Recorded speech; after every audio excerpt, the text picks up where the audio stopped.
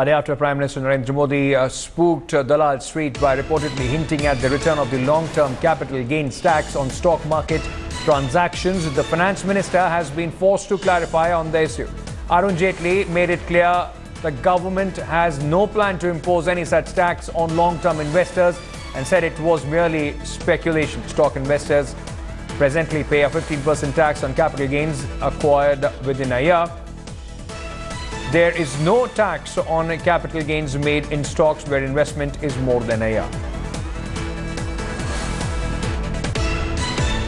Speech of the Honourable Prime Minister yesterday with regard to all sections, including market players contributing to the national exchequer. The speech has been misinterpreted in some sections of the media. Now, this interpretation is absolutely erroneous. The Prime Minister has made no such statement directly or indirectly. All right, let me now go across to my colleague Devina, who is joining us on the phone line for more on this. Devina, the Finance Minister trying to clarify there were some nervous, investors and players on the Dalal Street after the Prime Minister's reference to this entire tax issue.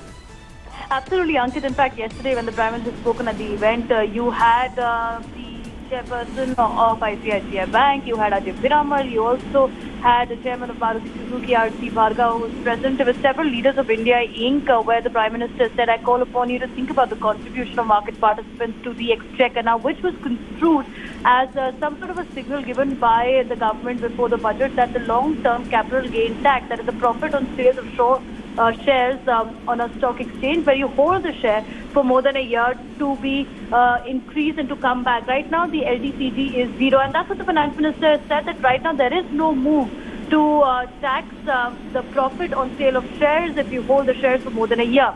Now, already there is about 15% rate for the short-term capital gain tax, and along with that, if you add up the service tax and security transaction tax, it is about 16%. The Finance Minister making it clear that there is no proposal at the moment. What the Prime Minister has hinted is greater contribution from market participants. Innovative methods that he's talking about will be clearer once the budget is ready.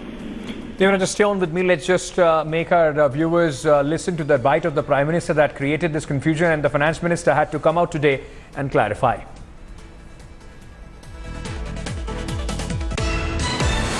Those who profit from financial markets must make a fair contribution to nation building through taxes.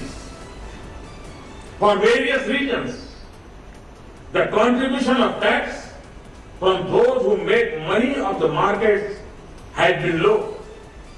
To some extent, it may be due to illegal activities and fraud. To stop this, SEBI had to be extremely vigilant. To some extent, the low contribution of taxes may also be due to the structure of our tax laws. Low or zero tax rate is given to certain types of financial income. I call upon you to think about the contribution of market participants to the exchequer. Devina still with us on the phone line. Devina, the Finance Minister had to come out and clarify this. This has been, sort of a repeat on most days these days, post the demonetization, either the RBI or the government. Now the Prime Minister also creating and adding to the confusion.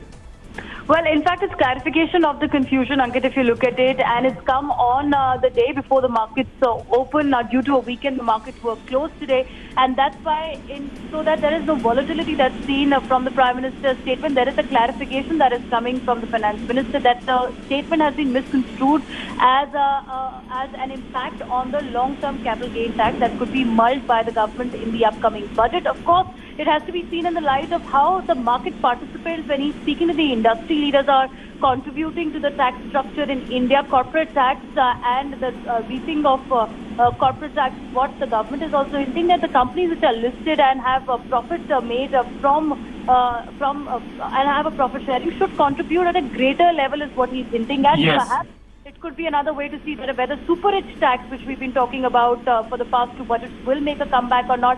That could be the light in which the statement should be seen, and not for the retail investor, because retail investors still remain at a very low margin in the stock markets, and the government has tried to push more retail investment in these spaces. All right. Thank you so much, Devina, for joining us with all that clarification that the Finance Minister had to put in after the remarks made by the Prime Minister. The winners of the Prime Minister Modi's two digital promotion schemes have been announced. The lucky draw took place at the Digidhan Mela, where the winners for Lucky Grahak Yojana for customers and Digidhan Vyapar Yojana for traders.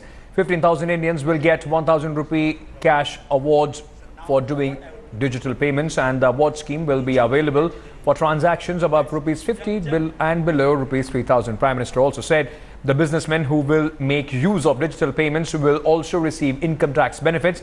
Meanwhile, Finance Minister Arun Jaitley, while speaking at the Digidhan Mela, defended government's demonetization drive, claiming such initiatives will better the economy for the future.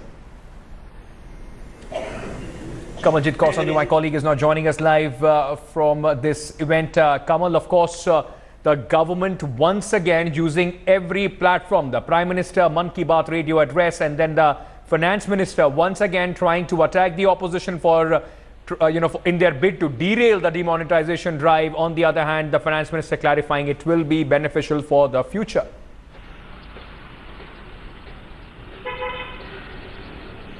Well, absolutely, Ankit. So there are two parts of the story. One is the political one, which we've seen the opposition and the NDA government really playing it out. But today was a different ballgame altogether, because today was attended by a lot of businessmen, most of them medieval and even small businessmen who had really come here.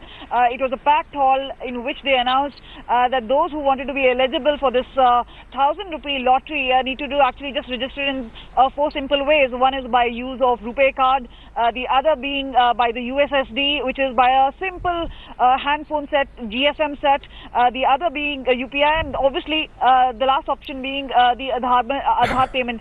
We have with us a businessman who was here to attend, but this is really a big digital push. But what do businessmen really make out of it? You were attending the program. Do tell us, this has been a big effort by Narendra Modi government. This was first an attack on black money, and then it became about cashless economy. Now we heard a huge lecture there. What are the big takeaways as a businessman?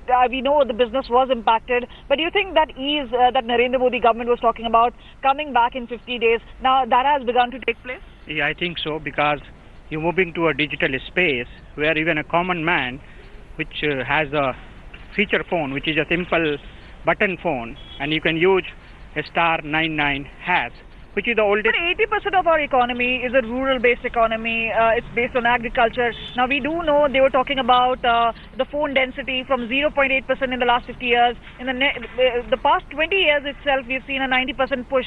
But are people smart enough to use the smartphones? We know in cities, it's quite a trend. But what about the rural economy? Will people in villages be able to do that? So I just give you an example like Africa.